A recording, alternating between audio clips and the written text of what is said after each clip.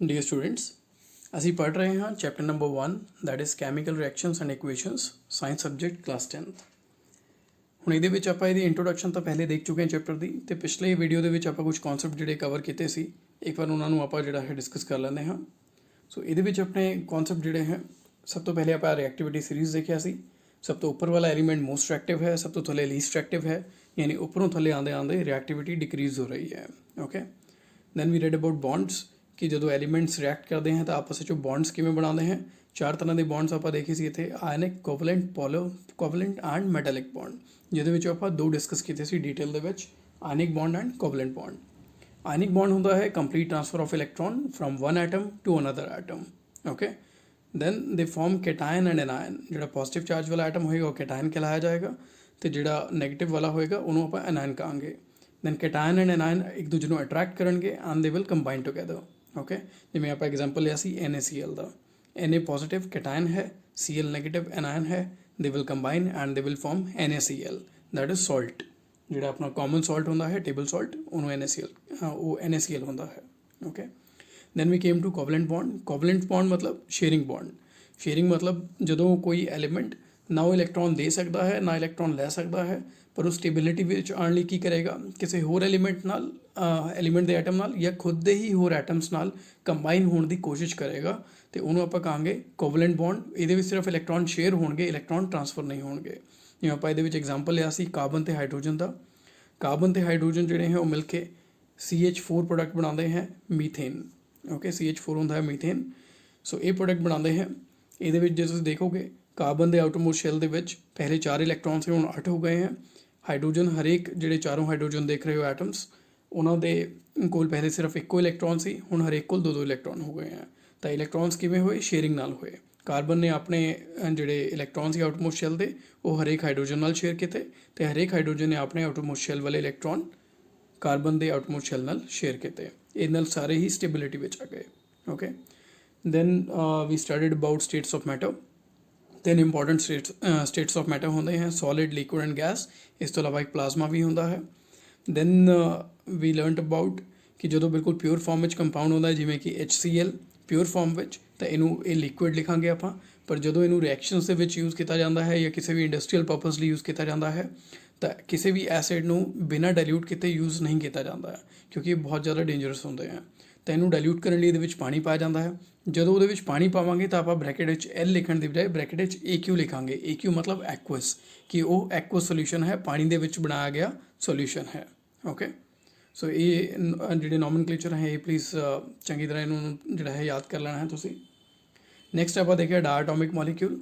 ਜਿਹੜੀਆਂ ਗੈਸਿਸ ਹੁੰਦੀਆਂ ਹੈ, ਮੋਸਟ ਆਫ ਦਾ ਗੈਸਿਸ, ਸਾਰੀਆਂ ਨਹੀਂ, ਮੋਸਟ ਆਫ ਦਾ ਗੈਸਿਸ, ਤੇ ਸਪੈਸ਼ਲੀ ਨੋਬਲ ਗੈਸਿਸ ਨੂੰ ਛੱਡ ਕੇ, ਓਕੇ, ਬਾਕੀ ਜਿਹੜੀਆਂ ਗੈਸਿਸ ਹੁੰਦੀਆਂ ਦੇ tend to be in the diatomic molecular form in the environment.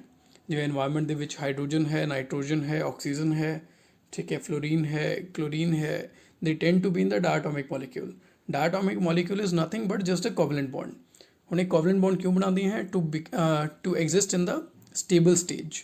ਸੋ ਜਿਹੜੀ ਹਾਈਡਰੋਜਨ ਹੈ ਉਹ ਟਰਾਈ ਕਰੇਗੀ ਕਿ ਦੋ ਐਟਮਸ ਨੂੰ ਕੰਬਾਈਨ ਕਰਕੇ H2 ਬਣਾ ਲਵੇ, ਤਾਂ ਕਿ ਦੋਨੋਂ ਹੀ ਐਟਮਸ ਸ਼ੇਅਰਿੰਗ ਕਰਕੇ ਦੋਨਾਂ ਕੋਲ ਹੀ 2-2 ਇਲੈਕਟ੍ਰੋਨ ਹੋ ਜਾਣ ਤੇ ਦੋਨੋਂ ਹੀ ਸਟੇਬਲ ਸਟੇਟ ਦੇ ਵਿੱਚ ਆ ਜਾਣ। So this will be a stable state for hydrogen H2। ਇਵੇਂ ਹੀ ਆਕਸੀਜਨ O2 ਬਣਾਏਗੀ, ਆਊਟਰਮੋਸਟ ਸ਼ੈਲ ਦੇ ਵਿੱਚ 8-8 ਇਲੈਕਟ੍ਰੋਨ ਪੂਰੇ ਕਰ ਲਏਗੀ। ਓਕੇ, ਹੁਣ ਆਪਾਂ ਨੈਕਸਟ ਕਨਸੈਪਟ 'ਤੇ ਆਉਂਦੇ ਹਾਂ, that is writing and balancing the chemical equations. ਹੁਣ ਇਹਦੇ ਵਿੱਚ ਆਪਾਂ ਦੇਖਦੇ ਹਾਂ, ਪਹਿਲੀ ਰਿਐਕਸ਼ਨ ਆਪਾਂ ਲਿਖੀ ਹੈ magnesium plus oxygen becomes magnesium oxide. Magnesium ਤੇ ਆਕਸੀਜਨ ਕੀ ਹੈ, ਰਿਐਕਟੈਂਟ। ਇਹ ਰਿਐਕਟ ਕਰ ਰਹੇ हैं आपस ਦੇ ਵਿੱਚ, प्रोडक्ट की बना रहे हैं magnesium oxide. Okay, magnesium oxide मतलब MgO। ओके, ਹੁਣ MgO ਜਿਹੜਾ ਹੈ ਆਪਾਂ ਹੁਣ ਪੀਰੀਓਡਿਕ ਟੇਬਲ ਦੇ ਵਿੱਚ ਜਿਵੇਂ ਸਿੰਬਲ ਦੇਖ ਚੁੱਕੇ ਹਾਂ। ਦੇਖੋ ਹੁਣ ਜਾਂ ਤਾਂ ਪੂਰਾ ਨਾਮ ਲਿਖ ਲਈਏ magnesium plus oxygen becomes magnesium oxide, ਜਾਂ ਫਿਰ ਆਪਾਂ ਕੋਈ ਸ਼ਾਰਟ ਫਾਰਮ ਯੂਜ਼ ਕਰੀਏ। ਸ਼ਾਰਟ ਫਾਰਮ ਯੂਜ਼ ਕਰਨ ਦੀ ਕੀ ਲੋੜ ਹੈ, ਇਹ ਤਾਂ ਇਕੁਏਸ਼ਨ ਬੜੀ ਛੋਟੀ ਜੀ ਹੈ, ਸਿਰਫ ਲੈਫਟ ਸਾਈਡ ਤੇ 2 ਹੀ ਰਿਐਕਟੈਂਟ ਹੈ ਤੇ ਰਾਈਟ ਸਾਈਡ ਤੇ ਇੱਕੋ ਪ੍ਰੋਡਕਟ ਮਿਲ ਰਿਹਾ ਆਪਾਂ ਨੂੰ। ਜਦੋਂ ਰਿਐਕਸ਼ਨਸ ਬਹੁਤ ਵੱਡੀਆਂ ਹੋ ਜਾਂਦੀਆਂ ਹੈ, ਲੈਫਟ ਸਾਈਡ ਤੇ ਬਹੁਤ ਸਾਰੇ ਰਿਐਕਟੈਂਟ ਹੁੰਦੇ ਹੈ, ਰਾਈਟ ਸਾਈਡ ਤੇ ਬਹੁਤ ਸਾਰੇ ਪ੍ਰੋਡਕਟ ਹੁੰਦੇ ਹੈ, ਤੇ ਆਪਾਂ ਬਹੁਤ ਸਾਰੀਆਂ ਇਕੁਏਸ਼ਨਸ ਜਦੋਂ ਲਿਖਣੀਆਂ ਆਉਂਦੀਆਂ ਹੈ ਤਾਂ ਉਹਦੇ ਵਿੱਚ ਫਿਜ਼ੀਬਲ ਨਹੀਂ ਹੈ ਕਿ ਆਪਾਂ ਪੂਰੇ ਨਾਮ ਲਿਖੀਏ, ਤਾਂ ਆਪਾਂ ਕੀ ਕਰਦੇ ਹਾਂ, ਉਹਨਾਂ ਦੇ ਸਿੰਬਲ ਯੂਜ਼ ਕਰ ਲੈਂਦੇ ਹਾਂ। ਜਿਵੇਂ ਕਿ ਆਪਾਂ ਨੈਕਸਟ ਸਟੈਪ ਦੇ ਵੀ ਦੇਖਾਂਗੇ ਕਿ ਇਹਦਾ ਆਪਾਂ ਲਿਖਿਆ ਹੈ ਮੈਗਨੀਸ਼ੀਅਮ ਨੂੰ ਆਪਾਂ ਲਿਖਿਆ Mg, ਆਕਸੀਜਨ ਨੂੰ ਲਿਖਿਆ O2। ਇੱਥੇ ਧਿਆਨ ਦਿਓ ਕਿ O2 ਲਿਖਿਆ ਹੈ, O ਨਹੀਂ। ਕਿਉਂ? ਆਕਸੀਜਨ ਹਮੇਸ਼ਾ ਡਾਇਆਟੋਮਿਕ ਮੋਲੀਕੂਲਰ ਫਾਰਮ ਵਿੱਚ ਹੀ ਅਵੇਲੇਬਲ ਹੁੰਦੀ ਹੈ। ਓਕੇ, ਦੈਨ ਆਪਾਂ ਇਹਦਾ ਪ੍ਰੋਡਕਟ ਕੀ ਬਣ ਰਿਹਾ ਹੈ? MgO। ਓਕੇ, ਹੁਣ MgO ਪ੍ਰੋਡਕਟ ਬਣ ਰਿਹਾ ਹੈ। ਹੁਣ ਇਹ ਰਿਐਕਸ਼ਨ ਤਾਂ ਆਪਣੀ ਠੀਕ ਹੋ ਗਈ ਕਿ Mg+O2 ਬਿਕਮਸ MgO। ਓਕੇ, ਪਰ ਇਹਦੇ ਵਿੱਚ ਜਿਹੜਾ ਹੈ ਇੱਕ ਕਮੀ ਹੈ। ਕਮੀ ਕੀ ਹੈ? ਬੈਲੈਂਸ ਨਹੀਂ ਹੈ। ਬੈਲੈਂਸ ਦਾ ਮਤਲਬ ਕੀ ਹੈ ਕਿ number of atoms on the left side are not equal to number of atoms on the right side of individual elements। Okay, ਜਿਵੇਂ Mg ਦਾ ਇੱਧਰ ਇੱਕ ਐਟਮ ਹੈ, ਰਾਈਟ ਸਾਈਡ ਤੇ ਵੀ ਇੱਕ ਐਟਮ ਹੈ, ਓਕੇ ਹੈ, ਬੈਲੈਂਸ ਹੈ।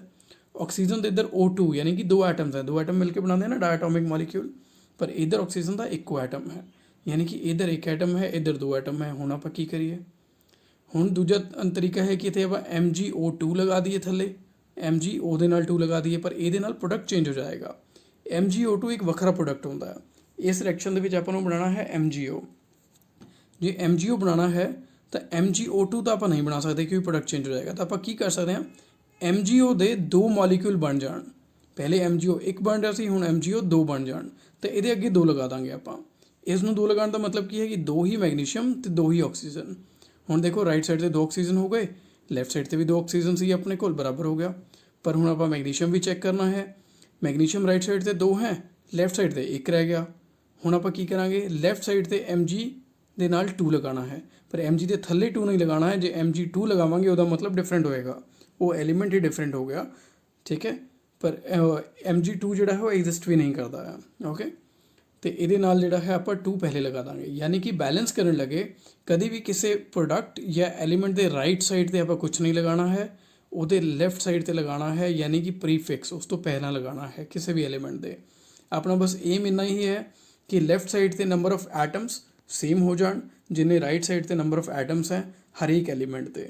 ਓਕੇ, ਤੇ ਜਦੋਂ ਤੁਸੀਂ ਇੱਕ ਇੱਕ ਐਲੀਮੈਂਟ ਨੂੰ ਬੈਲੈਂਸ ਕਰਦੇ ਜਾਓਗੇ ਤਾਂ ਦੂਜਾ ਐਲੀਮੈਂਟ ਨਾਲ ਹੀ ਚੈੱਕ ਕਰਨਾ ਹੈ ਕਿ ਉਹਦੀ ਜਿਹੜੇ ਹੈ ਐਟਮਸ 'ਤੇ ਕੋਈ ਡਿਫਰੈਂਸ ਤਾਂ ਨਹੀਂ ਆਇਆ ਇਹਨੂੰ ਬੈਲੈਂਸ ਕਰਨ ਦੇ ਨਾਲ। ਜਿਵੇਂ ਆਪਾਂ ਅਗਲੀ ਰਿਐਕਸ਼ਨ ਦੇ ਵਿੱਚ ਦੇਖਦੇ ਹਾਂ। ਅਗਲੀ ਰਿਐਕਸ਼ਨ ਹੈ ਆਪਣੇ ਕੋਲ iron plus water becomes iron oxide plus hydrogen. Okay, ਯਾਨੀ ਕਿ ਫੈਰਸ ਪਲੱਸ ਵਾਟਰ, ਇਹਨਾਂ ਦੋਨਾਂ ਦੀ ਰਿਐਕਸ਼ਨ ਨਾਲ ਫੈਰਸ ਆਕਸਾਈਡ ਬਣ ਰਿਹਾ ਹੈ।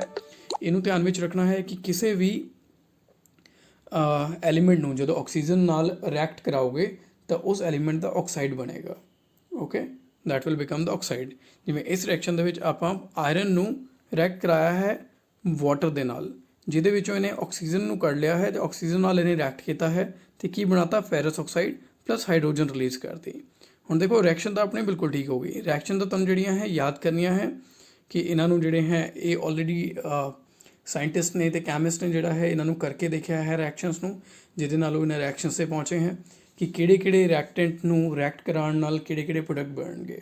ਓਕੇ, ਤੁਸੀਂ ਹਾਇਰ ਕਲਾਸਿਸ ਦੇ ਵਿੱਚ ਕੁਝ ਨਵੀਆਂ ਰਿਐਕਸ਼ਨਸ ਵੀ ਟਰਾਈ ਕਰੋਗੇ ਡੈਫੀਨੇਟਲੀ, ਬਟ ਰਿਐਕਸ਼ਨ ਜਿਹੜੀਆਂ ਹੈ ਮੋਸਟਲੀ ਆਪਾਂ ਨੂੰ ਯਾਦ ਕਰਨੀਆਂ ਪੈਂਦੀਆਂ ਹੈ। ਬਟ ਹਾਂ, ਉਹਨੂੰ ਬੈਲੈਂਸ ਕਰਨ ਲਈ ਕੋਈ ਉਹਨੂੰ ਕ੍ਰਾਮ ਕਰਨ ਦੀ ਲੋੜ ਨਹੀਂ ਹੈ, ਬੈਲੈਂਸ ਕਰਨਾ ਬੜਾ ਈਜ਼ੀ ਹੈ। ਹੁਣ ਆਪਾਂ ਇਸ ਰਿਐਕਸ਼ਨ ਨੂੰ ਦੇਖਦੇ ਹਾਂ। ਇਸ ਲਾਈਨ ਦੇ ਵਿੱਚ ਜੇ ਤੁਸੀਂ ਦੇਖੋਗੇ ਆਇਰਨ ਇਸ ਪਾਸੇ ਇੱਕ ਐਟਮ ਹੈ, ਰਾਈਟ ਸਾਈਡ ਤੇ 3 ਐਟਮ ਹੈ, ਯਾਨੀ ਆਇਰਨ ਨੂੰ ਬੈਲੈਂਸ ਕਰਨਾ ਪੈਣਾ। ਹਾਈਡਰੋਜਨ ਇਸ ਪਾਸੇ 2 ਐਟਮ ਹੈ, ਇੱਧਰ ਵੀ 2 ਐਟਮ ਹੈ, ਯਾਨੀ ਹਾਈਡਰੋਜਨ ਬੈਲੈਂਸ ਹੈ। ਜੇ ਇਹਦੇ ਵਿੱਚ ਕੋਈ ਚੇਂਜ ਨਹੀਂ ਆਉਂਦਾ ਤਾਂ ਇਹਨੂੰ ਬੈਲੈਂਸ ਕਰਨ ਦੀ ਲੋੜ ਨਹੀਂ ਪਏਗੀ। ਆਕਸੀਜਨ ਲੈਫਟ ਸਾਈਡ ਤੇ 1 ਐਟਮ ਹੈ, ਰਾਈਟ ਸਾਈਡ ਤੇ 4 ਐਟਮ ਹੈ। ਹੁਣ ਆਪਾਂ ਆਇਰਨ ਨਾਲ ਵੀ ਸਟਾਰਟ ਕਰ ਸਕਦੇ ਹਾਂ, ਆਕਸੀਜਨ ਨਾਲ ਵੀ, ਕਿਉਂਕਿ ਇਹਨਾਂ ਦੋਨਾਂ ਨੂੰ ਬੈਲੈਂਸ ਕਰਨ ਦੀ ਲੋੜ ਹੈ। ਤਾਂ ਆਪਾਂ ਸਟਾਰਟ ਕਰਦੇ ਹਾਂ ਪਹਿਲੇ ਆਕਸੀਜਨ ਨਾਲ। ਓਕੇ, ਹੁਣ ਇਸ ਸਟੈਪ ਦੇ ਵਿੱਚ ਦੇਖੋਗੇ ਤਾਂ ਪਹਿਲੇ ਕੀ ਸੀ? ਆਕਸੀਜਨ ਰਾਈਟ ਸਾਈਡ ਤੇ 4, ਲੈਫਟ ਸਾਈਡ ਤੇ 1, ਯਾਨੀ ਕਿ ਇੱਧਰ ਵਧਾਉਣੇ ਪੈਣੇ ਹੈ। ਇੱਧਰ ਆਪਾਂ 4 ਲਗਾਤਾ, 4 ਆਕਸੀਜਨ ਹੋ ਗਏ, ਇੱਧਰ 4 ਆਕਸੀਜਨ ਹੋ ਗਏ, ਬਰਾਬਰ ਹੋ ਗਿਆ। ਪਰ ਹੁਣ ਇਸੇ ਮੋਲੀਕਿਊਲ ਦੇ ਵਿੱਚ ਹਾਈਡਰੋਜਨ ਵੀ ਤਾਂ ਹੈ। ਹੁਣ ਦੇਖੋ ਹਾਈਡਰੋਜਨ ਦਾ ਕੀ ਫਰਕ ਪਿਆ? ਹਾਈਡਰੋਜਨ 4 × 2 ਟੋਟਲ 8 ਐਟਮਸ ਹੋ ਗਏ, ਠੀਕ ਹੈ। ਰਾਈਟ ਸਾਈਡ ਤੇ 2 ਐਟਮਸ ਹੈ, ਯਾਨੀ ਰਾਈਟ ਸਾਈਡ ਤੇ ਵੀ 8 ਕਰਨੇ ਪੈਣੇ ਆ, ਤਾਂ ਆਪਾਂ ਰਾਈਟ ਸਾਈਡ ਤੇ 4 ਲਗਾ ਦਿੰਦੇ ਹਾਂ। ਓਕੇ, ਹੁਣ ਆਪਾਂ ਦੁਬਾਰਾ ਚੈੱਕ ਕਰਦੇ ਹਾਂ। ਹਾਈਡਰੋਜਨ 4 × 8, ਓਕੇ, इधर भी 4 × 2 8, यानी दोनों पासे 8 इधर हो गए, 8 इधर हो गए, बराबर हो गया। ऑक्सीजन दोबारा चेक कर लेंगे हम। ऑक्सीजन लेफ्ट साइड से 4 तो राइट साइड से 4 बराबर हो गए। हुण रह गया आयरन। आयरन है राइट साइड से 3, लेफ्ट साइड से है 1, यानी लेफ्ट साइड से 3 होर लगा दो, 3Fe कर दो। ओके, हुण दोबारा आप चेक कर लेंगे हाँ। फाइनल चेक, Fe इधर 3 है, राइट साइड से भी 3 है, बराबर है। हाइड्रोजन इधर 8 है, राइट साइड से भी 8 है, बराबर है। ਆਕਸੀਜਨ ਇੱਧਰ 4 ਹੈ, ਰਾਈਟ ਸਾਈਡ ਤੇ ਵੀ 4 ਹੈ, ਬਰਾਬਰ ਹੈ। ਸੋ ਫਾਈਨਲ ਇਕੁਏਸ਼ਨ ਆਪਣੀ ਇਹ ਲਾਸਟ ਵਾਲੀ ਬਣ ਗਈ। ਕੀ ਹੈ reaction? 3Fe plus 4H2O becomes Fe3O4 plus 4H2. So this is a final balanced equation. Okay. So next is catalyst. एक कैटलिस्ट ਕੀ ਹੁੰਦਾ ਹੈ? ਇੱਕ ਕਿਸੇ ਵੀ ਰਿਐਕਸ਼ਨ ਦੇ ਵਿੱਚ ਇਹ ਸਮਝਣਾ ਬਹੁਤ ਜ਼ਰੂਰੀ ਹੈ। ਕੁਝ ਰਿਐਕਸ਼ਨ ਤਾਂ ਹੁੰਦੀਆਂ ਹੈ ਜਿਹੜੀਆਂ ਆਪੇ ਹੋ ਜਾਂਦੀਆਂ, ਉਹਨਾਂ ਨੂੰ ਕਿਸੇ ਚੀਜ਼ ਦੀ ਲੋੜ ਨਹੀਂ ਪੈਂਦੀ। ਪਰ ਹੁਣ ਆਪਾਂ ਇੱਕ ਐਗਜ਼ਾਮਪਲ ਆਪਾਂ ਸਿੰਪਲ ਆਪਣੀ ਕਿਚਨ 'ਚੋਂ ਲੈਂਦੇ ਹਾਂ। ਜੇ ਤੁਸੀਂ ਕਿਚਨ ਦੇ ਵਿੱਚ ਚਾਹ ਬਣਾ ਰਹੇ ਹੋ, ਤੁਸੀਂ ਉਹਦੇ ਵਿੱਚ ਪਾਣੀ ਪਾਤਾ, ਚਾਹ ਪੱਤੀ ਪਾਤੀ, ਦੁੱਧ ਪਾਤਾ, ਚੀਨੀ ਪਾਤੀ, ਓਕੇ। ਪਰ ਜੇ ਤੁਸੀਂ ਥੱਲੇ ਗੈਸ ਹੀ ਨਹੀਂ ਜਲਾਓਗੇ, ਉਹਨੂੰ ਹੀਟ ਹੀ ਨਹੀਂ ਦਿਓਗੇ, ਤਾਂ ਕੀ ਚਾਹ ਬਣ ਜਾਏਗੀ? ਨਹੀਂ ਬਣੇਗੀ। ਸੋ ਇਹਦੇ ਵਿੱਚ ਜਿਹੜੀ ਉਹ ਹੀਟ ਦੇ ਰਹੇ ਹੋ, ਉਹੀ ਕੈਟਲਿਸਟ ਦਾ ਕੰਮ ਕਰ ਰਹੀ ਹੈ ਕਿ ਉਹ ਉਹਨਾਂ ਸਭ ਨੂੰ ਮਿਕਸ ਕਰਕੇ ਉਹਨਾਂ ਸਭ ਦੀ ਆਪਸ ਵਿੱਚ ਕੈਮੀਕਲ ਰਿਐਕਸ਼ਨ ਕਰਵਾ ਰਹੀ ਹੈ। ਸੋ ਹੀਟ ਇਜ਼ ਦਾ ਕੈਟਲਿਸਟ ਹੇਅਰ। ਸੋ ਇਸ ਚੀਜ਼ ਨੂੰ ਸਮਝਣਾ ਬਹੁਤ ਜ਼ਰੂਰੀ ਹੈ ਕਿ ਕੁਝ ਰਿਐਕਸ਼ਨ ਦੇ ਵਿੱਚ ਕੈਟਲਿਸਟ ਦੀ ਲੋੜ ਨਹੀਂ ਪੈਂਦੀ ਹੈ, ਕੁਝ ਦੇ ਵਿੱਚ ਪੈਂਦੀ ਹੈ। ਕੁਝ ਦੇ ਵਿੱਚ ਜਿਨ੍ਹਾਂ ਵਿੱਚ ਪੈਂਦੀ ਹੈ ਉਹਨਾਂ ਦੇ ਵਿੱਚ ਦੋ ਤਰੀਕੇ ਨਾਲ ਰਿਐਕਸ਼ਨ ਦੀ ਲੋੜ ਕੈਟਲਿਸਟ ਦੀ ਲੋੜ ਪੈਂਦੀ ਹੈ। ਜਾਂ ਤਾਂ ਉਹਨੂੰ ਟ੍ਰਿਗਰ ਕਰਨ ਲਈ ਰਿਐਕਸ਼ਨ ਨੂੰ ਟ੍ਰਿਗਰ ਕਰਨਾ ਮਤਲਬ ਸਟਾਰਟ ਕਰਨਾ ਕਿ ਕੈਟਲਿਸਟ ਦੇ ਬਿਨਾਂ ਉਹ ਰਿਐਕਸ਼ਨ ਹੋਏਗਾ ਹੀ ਨਹੀਂ, ਜਾਂ ਫਿਰ ਉਹਨੂੰ ਸਪੀਡ ਅਪ ਕਰਨਾ ਕਿ ਰਿਐਕਸ਼ਨ ਨੂੰ ਤੇਜ਼ ਕਰਨਾ, ਓਕੇ, ਕਿ ਪਹਿਲੇ ਬਹੁਤ ਸਲੋ ਹੋ ਰਹੀ ਸੀ, ਉਸ ਰਿਐਕਸ਼ਨ ਨੂੰ ਤੇਜ਼ ਕਰਨਾ ਹੈ ਆਪਾਂ, okay. So a catalyst is something that triggers or speeds up the chemical reactions, okay. ਇਸ ਚੀਜ਼ ਨੂੰ ਧਿਆਨ ਰੱਖਣਾ। ਹੁਣ ਆਪਾਂ ਅੱਗੇ ਆਉਂਦੇ ਹਾਂ। ਇਹਦੇ ਵਿੱਚ ਹੈ ਟਾਈਪਸ ਆਫ ਕੈਮੀਕਲ ਰਿਐਕਸ਼ਨਸ। ਹੁਣ ਇਹਦੇ ਵਿੱਚ ਆਪਾਂ ਪੜ੍ਹਾਂਗੇ combination reaction, decomposition reaction, displacement reaction and double displacement reaction, okay. ਅਤੇ ਉਸ ਤੋਂ ਬਾਅਦ ਆਕਸੀਡੇਸ਼ਨ ਐਂਡ ਰਿਡਕਸ਼ਨ ਰਿਐਕਸ਼ਨ ਆਏਗਾ। ਦੈਨ ਕਰੋਜਨ ਅਤੇ ਰੈਂਸਿਡਿਟੀ ਬਾਰੇ ਵੀ ਆਪਾਂ ਇੱਕ ਓਵਰਵਿਊ ਕਰਾਂਗੇ, ਓਕੇ। ਸੋ ਸਭ ਤੋਂ ਪਹਿਲੇ ਕੰਬੀਨੇਸ਼ਨ ਰਿਐਕਸ਼ਨ। ਜਿਵੇਂ ਕਿ ਨਾਮ ਤੋਂ ਹੀ ਪਤਾ ਕਰ ਰਿਹਾ, ਕੰਬੀਨੇਸ਼ਨ ਮਤਲਬ ਕੰਬਾਈਨ ਕਰਨਾ, ਯਾਨੀ ਕਿ ਦੋ ਜਾਂ ਦੋ ਤੋਂ ਵੱਧ ਪ੍ਰੋਡਕਟ ਨੂੰ ਜਾਂ ਰਿਐਕਟੈਂਟ ਨੂੰ, ਸੌਰੀ ਨਾਟ ਪ੍ਰੋਡਕਟਸ, ਦੋ ਜਾਂ ਦੋ ਤੋਂ ਵੱਧ ਰਿਐਕਟੈਂਟ ਨੂੰ। ਹੁਣ ਰਿਐਕਟੈਂਟ ਕੋਈ ਮੋਲੀਕਿਊਲ ਕੰਪਾਊਂਡ ਵੀ ਹੋ ਸਕਦੇ ਹੈ ਜਿਹੜਾ ਕਿ ਦੋ ਜਾਂ ਦੋ ਤੋਂ ਵੱਧ ਐਲੀਮੈਂਟ ਨਾਲ ਮਿਲ ਕੇ ਬਣਿਆ ਹੈ, ਜਾਂ ਫਿਰ ਉਹ ਸਿੰਗਲ ਐਲੀਮੈਂਟ ਵੀ ਹੋ ਸਕਦਾ ਹੈ। ਯਾਨੀ ਕੰਬਾਈਨ ਕਰਨਾ ਹੈ, ਕਿਸੇ ਵੀ ਦੋ ਚੀਜ਼ਾਂ ਨੂੰ ਕੰਬਾਈਨ ਕਰਕੇ ਰਾਈਟ ਸਾਈਡ 'ਤੇ ਉਹਦਾ ਕੋਈ ਪ੍ਰੋਡਕਟ ਬਣਾ ਦੇਣਾ, ਓਕੇ। ਜਿਵੇਂ ਆਪਾਂ ਇੱਕ ਐਗਜ਼ਾਮਪਲ ਲੈਂਦੇ ਹਾਂ, ਤੁਹਾਨੂੰ ਕਲੀਅਰ ਹੋ ਜਾਏਗਾ। ਜਿਵੇਂ ਪਹਿਲਾ ਹੈ ਤੁਹਾਡਾ calcium oxide reacts vigorously with water to produce slaked lime, that is calcium hydroxide, releasing a large amount of heat। ਹੁਣ ਲੈਫਟ ਸਾਈਡ ਤੇ ਦੇਖੋਗੇ ਤਾਂ CaO that is quick lime solid form ਦੇ ਵਿੱਚ ਹੁੰਦਾ, ਇਸ ਕਰਕੇ ਬ੍ਰੈਕਟ ਵਿੱਚ S ਲਿਖਿਆ ਹੈ। H2O ਯਾਨੀ ਕਿ ਵਾਟਰ ਲਿਕੁਇਡ ਫਾਰਮ ਵਿੱਚ ਹੁੰਦਾ, L ਲਿਖਤਾ ਹੈ। ਇਹ ਦੋਨੋਂ ਰਿਐਕਟ ਕਰ ਰਹੇ ਹਨ, ਤਾਂ ਇਹ ਦੋਨੋਂ ਮਿਲ ਕੇ ਕੀ ਬਣਾ ਰਹੇ ਹੈ? CaOH ਬ੍ਰੈਕਟ ਵਿੱਚ ਰੱਖਣਾ ਹੈ ਅਤੇ ਉਹਦੇ ਨਾਲ 2 ਯਾਨੀ CaOH2। ਇਹਨੂੰ ਸਲੇਕਡ ਲਾਈਮ ਵੀ ਕਿਹਾ ਜਾਂਦਾ ਹੈ। ਇਹ ਐਕੋ ਸੋਲਿਊਸ਼ਨ ਬਣੇਗਾ। ਦੇਖੋ CaO ਨੂੰ ਪਾਣੀ ਦੇ ਵਿੱਚ, ਕਿਸੇ ਵੀ ਚੀਜ਼ ਨੂੰ ਪਾਣੀ 'ਚ ਘੋਲੋਗੇ ਤਾਂ ਐਕੋ ਸੋਲਿਊਸ਼ਨ ਹੀ ਬਣੇਗਾ। ਇਸ ਤਰ੍ਹਾਂ ਆਪਾਂ ਐਕੋਸ ਲਿਖਤਾ। ਪਲੱਸ ਜਦੋਂ ਇਹ ਰਿਐਕਸ਼ਨ ਹੋਏਗਾ ਇਹਦੇ ਨਾਲ ਥੋੜ੍ਹੀ ਹੀਟ ਵੀ ਨਿਕਲੇਗੀ, ਓਕੇ। ਸੋ ਇਹ ਜਿਹੜੀ ਹੈ ਰਿਐਕਸ਼ਨ ਆ ਗਈ। ਹੁਣ ਕਿਸੇ ਵੀ ਰਿਐਕਸ਼ਨ ਦੇ ਵਿੱਚ ਕੁਝ ਸਾਈਡ ਪ੍ਰੋਡਕਟ ਨਿਕਲ ਸਕਦੇ ਹਨ, ਜਿਵੇਂ ਕੋਈ ਨਾ ਕੋਈ ਗੈਸਿਸ ਰਿਲੀਜ਼ ਹੋ ਸਕਦੀਆਂ, ਕੋਈ ਹੀਟ ਜਿਹੜੀ ਹੈ ਉਹ ਨਿਕਲ ਸਕਦੀ ਹੈ, ਜਾਂ ਕਿਸੇ ਰਿਐਕਸ਼ਨ ਦੇ ਵਿੱਚ ਕੋਈ ਹੋ ਸਕਦਾ ਕੋਲਡ ਵੀ ਹੋਵੇ, ਉਹ ਕਾਫੀ ਟੈਂਪਰੇਚਰ ਡ੍ਰੌਪ ਵੀ ਹੋਵੇ। So depending on the reaction. But ਇਹ ਕੰਬੀਨੇਸ਼ਨ ਰਿਐਕਸ਼ਨ ਹੈ ਕਿ ਆਪਾਂ ਲੈਫਟ ਸਾਈਡ 'ਤੇ ਦੋ ਰਿਐਕਟੈਂਟ ਸੀ, ਦੋਨਾਂ ਨੂੰ ਮਿਲ ਕੇ ਇੱਕ ਪ੍ਰੋਡਕਟ ਬਣਿਆ। ਇਹ ਹੀਟ ਜਿਹੜਾ ਹੈ ਉਹ ਇੱਕ ਬਾਈ ਪ੍ਰੋਡਕਟ ਹੈ, ਓਕੇ। ਸੋ ਦੈਨ ਨੈਕਸਟ ਆ ਗਿਆ ਬਰਨਿੰਗ ਆਫ ਕੋਲ। ਬਰਨਿੰਗ ਆਫ ਕੋਲ ਕੀ ਹੈ? ਕੋਲ ਕੀ ਹੁੰਦਾ ਹੈ? ਕਾਰਬਨ ਦਾ ਹੀ ਹੁੰਦਾ ਸਿਰਫ, ਉਹਦੇ 'ਚ ਕਾਰਬਨ ਆਈਟਮਸ ਹੀ ਹੁੰਦੇ ਆ। So carbon plus oxygen, carbon solid state ਵਿੱਚ ਹੁੰਦਾ, ਆਕਸੀਜਨ ਗੈਸ ਸਟੇਟ ਵਿੱਚ ਮਿਲ ਕੇ ਕੀ ਬਣਾਉਂਦੇ? CO2। ਯਾਨੀ ਦੋ ਚੀਜ਼ਾਂ ਨੇ ਮਿਲ ਕੇ ਇੱਕ ਪ੍ਰੋਡਕਟ ਬਣਾਤਾ, ਕੰਬਾਈਨ ਹੋ ਗਏ, ਦੋਨੋਂ ਕੰਬਾਈਨ ਹੋ ਕੇ ਇੱਕ ਪ੍ਰੋਡਕਟ ਬਣ ਗਿਆ। ਅਗਲਾ ਦੇਖਦੇ ਹਾਂ ਵਾਟਰ। ਵਾਟਰ ਬਣਨ ਦੀ ਹਾਈਡਰੋਜਨ ਅਤੇ ਆਕਸੀਜਨ ਨੂੰ ਮਿਲਾਓਗੇ, ਕੀ ਬਣੇਗਾ? H2O। ਦੇਖੋ ਬੈਲੈਂਸ ਕਰਨਾ ਜ਼ਰੂਰੀ ਹੈ, ਬੈਲੈਂਸ ਜ਼ਰੂਰ ਦੇਖ ਲੈਣਾ ਹੈ ਤੁਸੀਂ, ਓਕੇ। ਸੋ ਬੈਲੈਂਸ ਤੁਸੀਂ ਆਪ ਕਰ ਸਕਦੇ ਹੋ। ਬਸ number of atoms on the left side should be equal to number of atoms on the right side of each element, ਹਰ ਇੱਕ ਐਲੀਮੈਂਟ ਦੇ, ਠੀਕ ਹੈ। ਹੁਣ ਇਸ ਰਿਐਕਸ਼ਨ ਦੇ ਵਿੱਚ ਆਪਾਂ ਦੇਖਿਆ ਕਿ ਹਾਈਡਰੋਜਨ ਅਤੇ ਆਕਸੀਜਨ ਨੇ ਮਿਲ ਕੇ ਇੱਕ ਪ੍ਰੋਡਕਟ ਬਣਾਤਾ ਵਾਟਰ, ਯਾਨੀ ਦੋਨੋਂ ਕੰਬਾਈਨ ਹੋ ਗਏ। ਨੈਕਸਟ ਹੈ burning of natural gas. Natural gas ਹੁੰਦੀ ਹੈ ਮੀਥੇਨ, CH4। ਬਰਨਿੰਗ ਮਤਲਬ ਜਦੋਂ ਕਿਸੇ ਵੀ ਚੀਜ਼ ਨੂੰ ਬਰਨ ਕਰਾਂਗੇ ਤਾਂ ਮਤਲਬ ਆਕਸੀਜਨ ਦੇ ਨਾਲ ਰਿਐਕਸ਼ਨ ਹੋਏਗਾ, ਕਿਉਂਕਿ ਬਰਨ ਜਿਹੜਾ ਹੈ ਆਕਸੀਜਨ ਦੀ ਪ੍ਰੈਜ਼ੈਂਸ ਦੇ ਵਿੱਚ ਹੀ ਹੋ ਸਕਦਾ ਹੈ। ਇਹਦੇ ਲਈ ਤੁਸੀਂ ਇੱਕ ਐਕਸਪੈਰੀਮੈਂਟ ਵੀ ਕਰਕੇ ਦੇਖ ਸਕਦੇ ਹੋ। ਇੱਕ ਕੈਂਡਲ ਜਲਾ ਲੈਣਾ, ਉਸ ਕੈਂਡਲ ਨੂੰ ਪਹਿਲੇ ਹਵਾ ਜਲਣ ਦਿਓ, ਦੇਖੋ ਜਲਦੀ ਰਹੇਗੀ। ਹਵਾ ਮਤਲਬ ਨੋਰਮਲ ਰੂਮ ਟੈਂਪਰੇਚਰ, ਜ਼ਿਆਦਾ ਹਵਾ 'ਚ ਨਹੀਂ, ਬੁਝ ਸਕਦੀ ਹੈ। ਜਿੱਥੇ ਹਵਾ ਜ਼ਿਆਦਾ ਚੱਲ ਨਹੀਂ ਰਹੀ ਹੋਵੇ, ਨੋਰਮਲ ਏਅਰ ਦੇ ਵਿੱਚ ਉਸ ਨੂੰ ਜਲਾਓ ਕੈਂਡਲ ਨੂੰ। ਹੁਣ ਉਸ ਨੂੰ ਇੱਕ ਗਲਾਸ ਨਾਲ ਢੱਕ ਦਿਓ, ਓਕੇ। ਗਲਾਸ ਨਾਲ, ਪੁੱਠੇ ਗਲਾਸ ਨਾਲ ਢੱਕ ਦਿਓ। ਤੁਸੀਂ ਦੇਖੋਗੇ ਕਿ ਕੈਂਡਲ ਆਪੇ ਹੀ ਬੰਦ ਹੋ ਜਾਏਗੀ। ਉਹ ਬੰਦ ਕਿਉਂ ਹੋ ਜਾਏਗੀ? ਕਿਉਂਕਿ ਗਲਾਸ ਦੇ ਵਿੱਚ ਆਕਸੀਜਨ ਜਿਹੜੀ ਹੈ ਬਹੁਤ ਘੱਟ ਹੈ, ਓਕੇ। ਤਾਂ ਆਕਸੀਜਨ ਜਿਹੜੀ ਹੈ ਜਲਣ ਲਈ ਚਾਹੀਦੀ ਹੁੰਦੀ ਹੈ। ਜਦੋਂ ਗਲਾਸ ਦੇ ਅੰਦਰ ਵਾਲੀ ਆਕਸੀਜਨ ਸਾਰੀ ਜਲਣ ਵਿੱਚ ਯੂਜ਼ ਹੋ ਜਾਏਗੀ ਤਾਂ ਉਸ ਤੋਂ ਬਾਅਦ ਮੋਮਬੱਤੀ ਜਿਹੜੀ ਹੈ, ਕੈਂਡਲ ਜਿਹੜੀ ਹੈ ਉਹ ਬੁੱਝ ਜਾਏਗੀ। ਤਾਂ ਇਸ ਤੋਂ ਇਹ ਕਲੀਅਰ ਪਤਾ ਲੱਗੇਗਾ ਕਿ ਆਕਸੀਜਨ ਦੀ ਜ਼ਰੂਰਤ ਪੈਂਦੀ ਹੈ ਜਦੋਂ ਕਿਸੇ ਵੀ ਚੀਜ਼ ਨੂੰ ਜਲਾਉਣਾ ਹੁੰਦਾ ਹੈ, ਜਲਾਉਣ ਲਈ। ਸੋ ਜਦੋਂ ਵੀ ਕੋਈ ਰਿਐਕਸ਼ਨ ਆਉਂਦਾ ਹੈ ਕਿ burning of this, burning of that, ਜਿਵੇਂ ਉੱਪਰ ਆ ਸੀ ਬਰਨਿੰਗ ਆਫ ਕੋਲ, ਤਾਂ ਕੋਲ ਨੂੰ ਆਕਸੀਜਨ ਨਾਲ ਰਿਐਕਟ ਕਰਾਇਆ। ਹੁਣ ਆਇਆ ਬਰਨਿੰਗ ਆਫ ਨੈਚੁਰਲ ਗੈਸ, ਮਤਲਬ CH4 ਨੂੰ ਆਕਸੀਜਨ ਨਾਲ ਰਿਐਕਟ ਕਰਾਇਆ। ਕਿਸੇ ਵੀ ਚੀਜ਼ ਨੂੰ ਜਲਾਓਗੇ ਤਾਂ ਆਕਸੀਜਨ ਦੀ ਲੋੜ ਪਏਗੀ, ਯਾਨੀ CH4 ਨੂੰ ਆਕਸੀਜਨ ਨਾਲ ਰਿਐਕਟ ਕਰਾ ਕੇ ਦੋਨਾਂ ਨੂੰ ਕੰਬਾਈਨ ਕਰਕੇ ਹੁਣ ਕੀ ਬਣੇਗਾ, CO2 ਤੇ H2O। ਇਹ ਦੋ ਕੰਬੀਨੇਸ਼ਨ ਪ੍ਰੋਡਕਟ ਜਿਹੜੇ ਹੈ ਬਣੇ हैं। ਓਕੇ, ਨੈਕਸਟ ਆ ਗਿਆ, we all know that we need energy to stay alive. That is 5 I'm reading. We all know that we need energy to stay alive. We get this energy from the food we eat. During digestion, food is broken down into simpler substances. For example, rice, potatoes, and bread contain carbohydrates. These carbohydrates are broken down to form glucose. This glucose combines with oxygen in the cells of our body and provides energy. The special name of this reaction is respiration, the process of which you will study in chapter number 6. So basically ਜਦੋਂ ਆਪਾਂ ਕੁਝ ਵੀ ਖਾਂਦੇ ਹਾਂ, ਕੁਝ ਵੀ ਆਪਾਂ ਚੀਜ਼ ਖਾਈਏ, ਉਸ ਤੋਂ ਆਪਾਂ ਨੂੰ ਕੁਝ ਮਾਈਕਰੋ ਨਿਊਟ੍ਰੀਐਂਟਸ ਜਾਂ ਮਿਨਰਲਸ ਉਹ ਤਾਂ ਮਿਲਣਗੇ ਹੀ, ਜਿਵੇਂ ਆਇਰਨ ਹੈ, ਜ਼ਿੰਕ ਹੈ, ਅਲੱਗ-ਅਲੱਗ ਚੀਜ਼ਾਂ, ਪੋਟੈਸ਼ੀਅਮ ਹੈ, ਸੋਡੀਅਮ ਹੈ, ਜਿਨ੍ਹਾਂ ਦੀ ਆਪਣੀ ਬਾਡੀ ਨੂੰ ਲੋੜ ਹੁੰਦੀ ਹੈ, ਉਹ ਤਾਂ ਮਿਲਣਗੇ ਹੀ। ਪਰ ਆਪਾਂ ਨੂੰ ਕੰਮ ਕਰਨ ਲਈ એનર્ਜੀ ਵੀ ਤਾਂ ਚਾਹੀਦੀ ਹੁੰਦੀ ਹੈ, ਉਹ ਵੀ ਤਾਂ ਫੂਡ ਤੋਂ ਮਿਲਦੀ ਹੈ। ਅਤੇ એનર્ਜੀ ਕਿਵੇਂ ਹੁੰਦੀ ਹੈ, ਜਦੋਂ ਆਪਾਂ ਕੋਈ ਵੀ ਖਾਣਾ ਖਾਂਦੇ ਹਾਂ ਤਾਂ ਪਹਿਲੇ ਉਹ ਖਾਣਾ ਗਲੂਕੋਜ਼ ਦੇ ਵਿੱਚ ਬ੍ਰੇਕਡਾਊਨ ਹੋ ਜਾਂਦਾ ਹੈ, ਕਿ ਉਸ ਦੇ ਵਿੱਚੋਂ ਗਲੂਕੋਜ਼ ਜਿਹੜਾ ਹੈ ਅਲੱਗ ਹੋ ਜਾਂਦਾ ਹੈ। ਗਲੂਕੋਜ਼ ਮਤਲਬ C6H12O6। ਓਕੇ, ਬੋਡੀ ਦੇ ਵਿੱਚ ਇਹ ਐਕੁਅਸ ਫਾਰਮ ਦੇ ਵਿੱਚ, ਕਿਉਂਕਿ ਬੋਡੀ ਦੇ ਡਾਈਜੈਸ਼ਨ ਸਿਸਟਮ ਦੇ ਵਿੱਚ ਇਹ ਲਿਕੁਇਡ ਸਟੇਟ ਦੇ ਵਿੱਚ ਹੋਏਗਾ। ਸੋ C6H12O6 ਇਹ ਜਿਹੜਾ ਹੈ ਗਲੂਕੋਜ਼, ਕੋਈ ਵੀ ਆਪਾਂ ਖਾਣਾ ਖਾਵਾਂਗੇ ਪਹਿਲੇ ਉਹਦਾ ਗਲੂਕੋਜ਼ ਬਣੇਗਾ, ਪਲੱਸ ਉਹਦੇ ਜਿਹੜੇ ਮਾਈਕਰੋ ਨਿਊਟ੍ਰੀਐਂਟਸ ਹੈ, ਜਿਵੇਂ ਕਿ ਅਲੱਗ-ਅਲੱਗ ਐਲੀਮੈਂਟਸ, ਉਹ ਨਿਕਲ ਕੇ ਆਪਣੀ ਬਾਡੀ ਨੂੰ ਬੈਨੀਫਿਟ ਦੇਣਗੇ। ਅਤੇ ਐਨਰਜੀ ਦੇਣ ਲਈ ਗਲੂਕੋਜ਼ ਜਿਹੜਾ ਹੈ ਉਹ ਸੈਪਰੇਟ ਹੋ ਜਾਏਗਾ। ਗਲੂਕੋਜ਼ ਹੁਣ ਆ ਗਿਆ।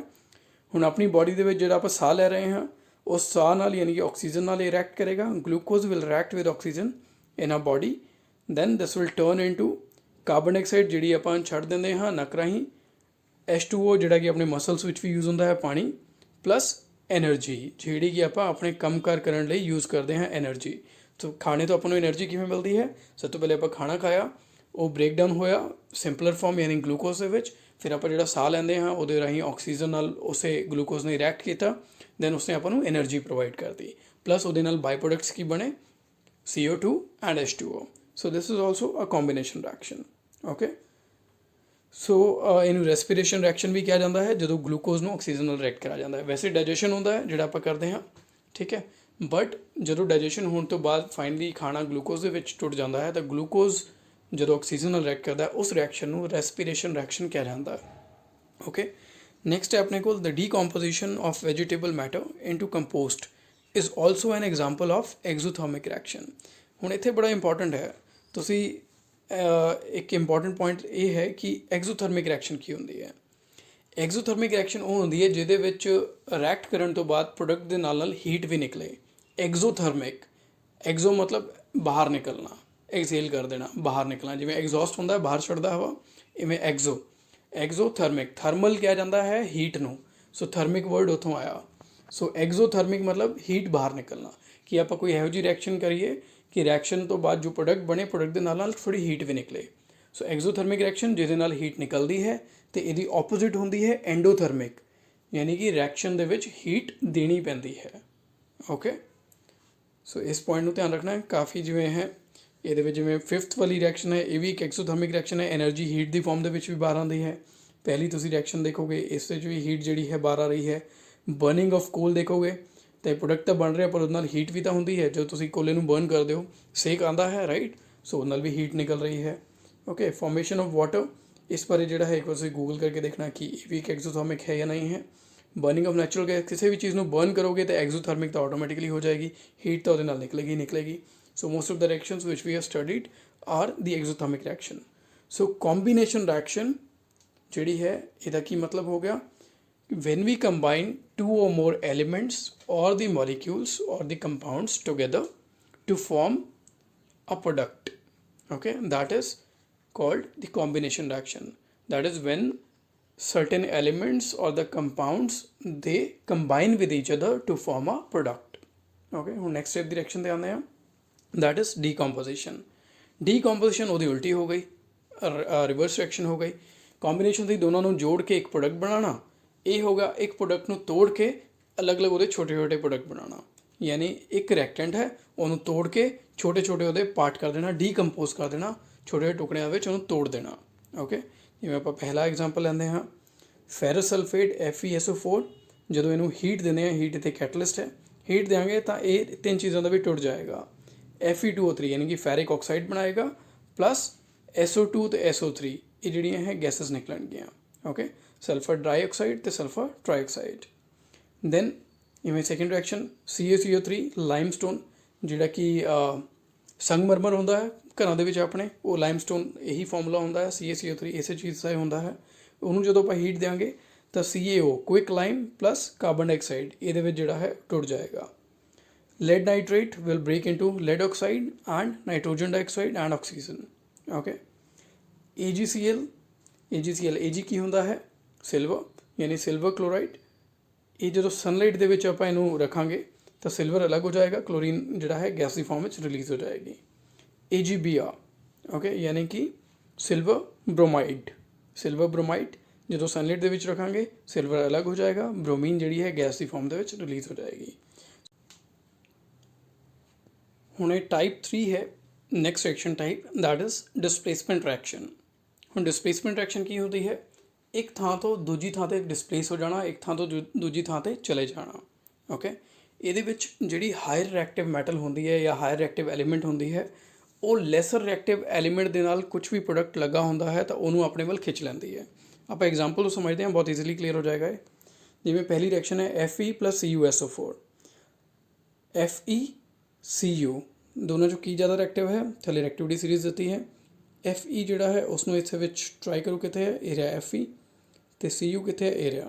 ਯਾਨੀ Fe ਉੱਪਰ ਹੈ, Cu ਥੱਲੇ ਹੈ, ਯਾਨੀ Fe is more reactive than copper. Fe is more reactive than copper, ਤਾਂ ਕਾਪਰ ਦੇ ਨਾਲ ਜੋ ਵੀ ਲੱਗਾ ਹੋਏਗਾ Fe ਉਹਨੂੰ ਆਪਣੇ ਵੱਲ ਖਿੱਚਣ ਦੀ ਕੋਸ਼ਿਸ਼ ਕਰੇਗਾ। Okay, so this will become FeSO4 + Cu। Next reaction ਦੇਖਦੇ ਹਾਂ, zinc + copper sulphate. Is zinc more reactive than copper? Let's see. Zinc ऊपर है, कॉपर थले है। Yes, zinc is more reactive than copper. तो यदा मतलब है कि कॉपर नाल जो भी लगा होएगा जिंक उन्होंने अपने वाल खिंचण की कोशिश करेगा, क्योंकि जिंक ज़्यादा रिएक्टिव है। So this will become ZnSO4 zinc sulphate + copper. Next reaction देखते हैं हम, लेड + CuCl2 कॉपर क्लोराइड। हुण जे लेड कॉपर नालों ज़्यादा रिएक्टिव है तो Cl ਨੂੰ अपने वाल खिंच लाएगा, यानी Pb ਨੂੰ ਆਪਾਂ ਦੇਖਦੇ ਹਾਂ, Pb area, Cu area. Yes, Pb is more reactive than copper, ਤਾਂ Pb ਜਿਹੜਾ ਹੈ ਜ਼ਿਆਦਾ ਰਿਐਕਟਿਵ ਹੈ, ਇਸ ਕਰਕੇ Cl ਨੂੰ ਆਪਣੇ ਵੱਲ ਖਿੱਚ ਲਾਏਗਾ। This will become lead chloride + copper. ਹੁਣ ਜੇ ਇਹਦੀਆਂ ਆਪੋਜ਼ਿਟ ਰਿਐਕਸ਼ਨ ਹੁੰਦੀਆਂ, ਇਹਨੂੰ ਸੋਚ ਕੇ ਦੇਖੋ, ਜੇ ਮੰਨ ਲਓ ਇਹਦੀ ਥਾਂ 'ਤੇ ਹੁੰਦਾ Cu + FeSO4, Cu + FeSO4, ਜੇ ਆਪਣੇ ਕੋਲ ਇਹ ਹੁੰਦਾ ਤਾਂ ਕੀ ਕਾਪਰ ਜਿਹੜਾ ਹੈ ਉਹ ਡਿਸਪਲੇਸ ਕਰ ਪਾਉਂਦਾ? ਨਹੀਂ, ਕਿਉਂਕਿ ਕਾਪਰ ਜਿਹੜਾ ਹੈ ਥੱਲੇ ਹੈ, आयरन ऊपर है, तो कॉपर डिस्प्लेस नहीं कर पाएगा। सो इस चीज़ को हमेशा याद रखना है कि जिहड़ा रिएक्टिविटी सीरीज़ दे विच उपर है वो थल्ले वाले एलीमेंट दे नाल कोई चीज़ अटैच है तो उन्होंने अपने वाल खिंच सकता है, पर थल्ले वाला एलीमेंट उपर वाले एलीमेंट नाल कोई चीज़ अटैच है तो उन्होंने अपने वाल नहीं खिंच पाएगा। ओके, हुण आपां आंदे हां next, that is double displacement. हुण इहदे विच आपां देखिया सी कि पहले डिसप्लेसमेंट आपां देखिया सी कि आयरन कल्ला सी ते Cu दे नाल SO4 सी, ਤਾਂ SO4 ਹੁਣ Fe ਨਾਲ ਚਲਾ ਗਿਆ, Cu ਇਕੱਲਾ ਹੋ ਗਿਆ। ਓਕੇ, ਸੋ ਇਹ ਆਪਾਂ ਦੇਖ ਚੁੱਕੇ ਹਾਂ। ਇਹ ਤਾਂ ਹੋ ਗਿਆ ਸਿੰਗਲ ਡਿਸਪਲੇਸਮੈਂਟ ਕਿ SO4 ਨੂੰ ਚੱਕ ਕੇ ਆਪਾਂ Fe ਨਾਲ ਭੇਜਤਾ। ਹੁਣ ਆਪਾਂ ਕਰਦੇ ਹਾਂ ਡਬਲ ਡਿਸਪਲੇਸਮੈਂਟ। ਡਬਲ ਡਿਸਪਲੇਸਮੈਂਟ ਜਿਹੜੀ ਹੈ ਉਹ ਕੀ ਕਹਿੰਦੀ ਹੈ? ਡਬਲ ਡਿਸਪਲੇਸਮੈਂਟ ਹੈ ਕਿ ਦੋਨੋਂ ਹੀ ਐਲੀਮੈਂਟ ਨਾਲ ਕੋਈ ਹੋਰ ਪ੍ਰੋਡਕਟ ਲਗਾ ਹੈ, ਯਾਨੀ Na2SO4 + BaCl2। ਓਕੇ, ਯਾਨੀ Na ਨਾਲ Na2 ਨਾਲ ਯਾਨੀ ਸੋਡੀਅਮ ਨਾਲ SO4 ਸਲਫੇਟ ਲਗਾ ਹੋਇਆ ਹੈ, ਬੇਰੀਅਮ ਨਾਲ ਕਲੋਰੀਨ ਯਾਨੀ ਕਿ ਬੇਰੀਅਮ ਕਲੋਰਾਈਡ। ਤਾਂ ਇਹ ਕੀ ਕਰਨਗੇ, ਇਹ ਆਪਸ ਦੇ ਵਿੱਚ ਜਿਹੜਾ ਹੈ ਇੱਕ ਦੂਜੇ ਕੋਲ ਰਿਐਕਟਿਵਿਟੀ ਸੀਰੀਜ਼ ਦੇ ਅਕੋਰਡਿੰਗ ਹੀ ਹੁੰਦਾ। ਇਹ ਵੀ ਦੇਖੋ, ਸੋਡੀਅਮ ਕਿੱਥੇ ਹੈ? ਉੱਪਰ ਹੈ। ਬੇਰੀਅਮ ਕਿੱਥੇ ਹੈ? Okay, just find out the barium in this. ਇਸ ਸੀਰੀਜ਼ ਦੇ ਵਿੱਚ ਨਹੀਂ ਹੈ ਬੇਰੀਅਮ। ਓਕੇ, ਬਟ ਬੇਰੀਅਮ ਜਿਹੜਾ ਹੈ, ਇਹ ਜਸਟ ਤੁਹਾਡੀ ਇੱਕ ਐਗਜ਼ਾਮਪਲ ਲਈ ਸਿਰਫ ਇੱਕੋ ਹੀ ਰਿਐਕਸ਼ਨ ਹੈ, ਬਟ ਇਹਦੇ ਵਿੱਚ ਜਿਹੜਾ ਹੈ ਥੋੜ੍ਹਾ ਪੀਰੀਓਡਿਕ, ਜਿਹੜੀ ਆਪਾਂ ਚੈਪਟਰ ਪੜ੍ਹਿਆ ਸੀ ਪੀਰੀਓਡਿਕ ਕਲਾਸੀਫਿਕੇਸ਼ਨ, ਉਹਦੇ ਵਿੱਚ ਆਪਾਂ ਦੇਖਿਆ ਸੀ ਕਿ ਪੀਰੀਅਡ ਦੇ ਵਿੱਚ ਅਤੇ ਗਰੁੱਪ ਦੇ ਵਿੱਚ ਕੀ ਪ੍ਰੋਪਰਟੀਜ਼ ਹੁੰਦੀਆਂ। ਉਸ ਵਿੱਚ ਕਾफ़ी ਚੀਜ਼ਾਂ 'ਤੇ ਡਿਪੈਂਡ ਕਰੇਗਾ ਕਿ ਕਿਹੜਾ ਜ਼ਿਆਦਾ ਹਾਇਰ ਰਿਐਕਟਿਵ ਹੈ, ਕਿਹੜਾ ਐਲੀਮੈਂਟ ਜਿਹੜਾ ਹੈ ਆਪਣੇ ਵੱਲ ਖਿੱਚ ਪਾਏਗਾ।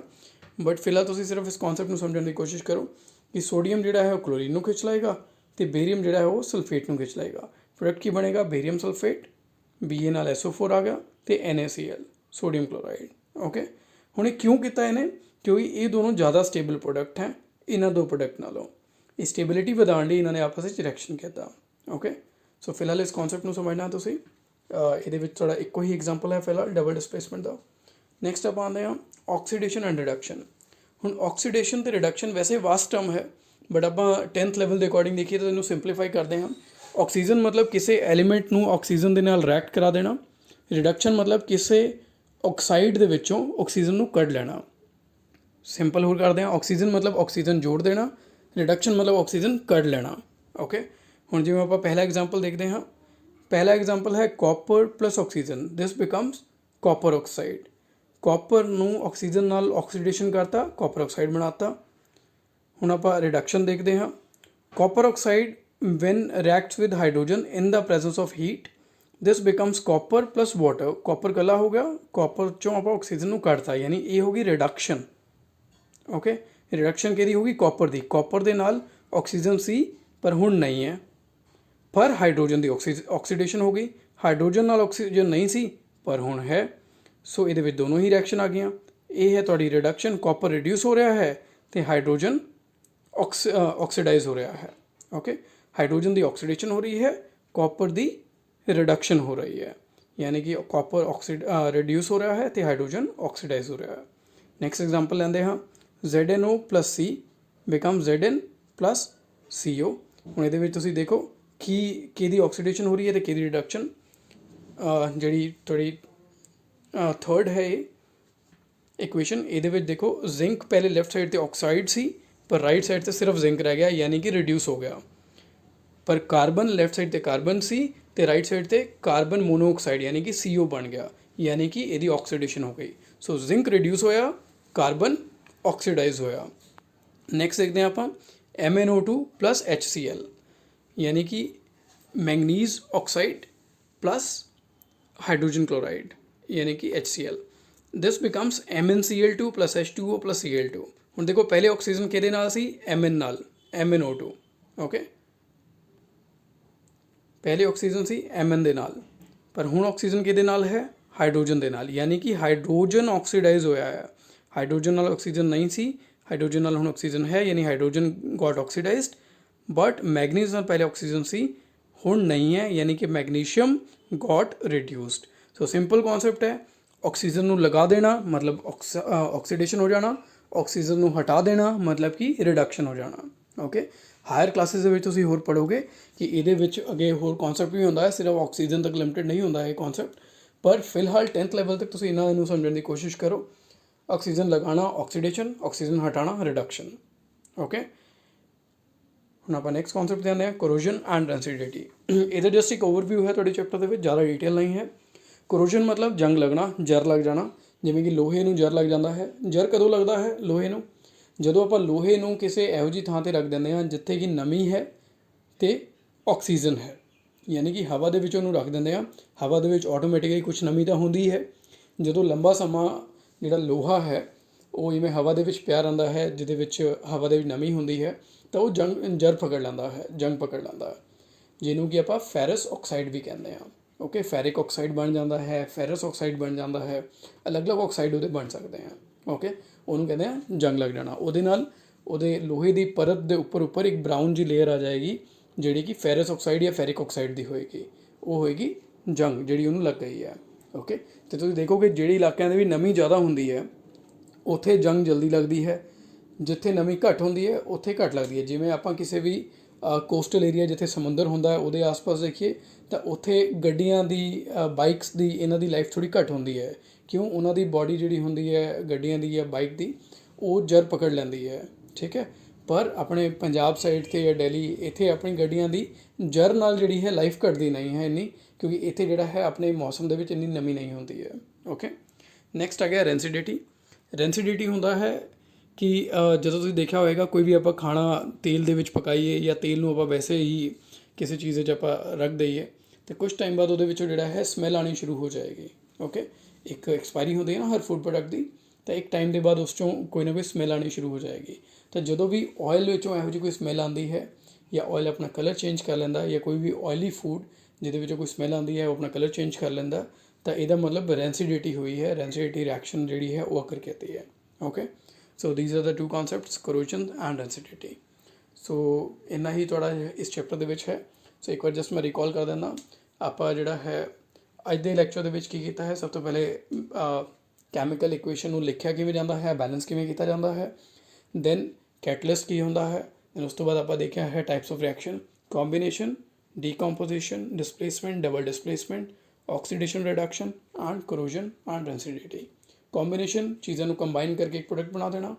ਡੀਕੰਪੋਜੀਸ਼ਨ ਜਿਹੜਾ ਹੈ ਪ੍ਰੋਡਕਟ ਨੂੰ ਤੋੜ ਕੇ ਉਹਦੇ ਛੋਟੇ ਛੋਟੇ ਟੁਕੜੇ ਕਰਕੇ ਅਲੱਗ ਅਲੱਗ ਪ੍ਰੋਡਕਟ ਬਣਾ ਦੇਣਾ ਉਹਦੇ, ਕਿਸੇ ਵੀ ਚੀਜ਼ ਨੂੰ ਤੋੜ ਕੇ।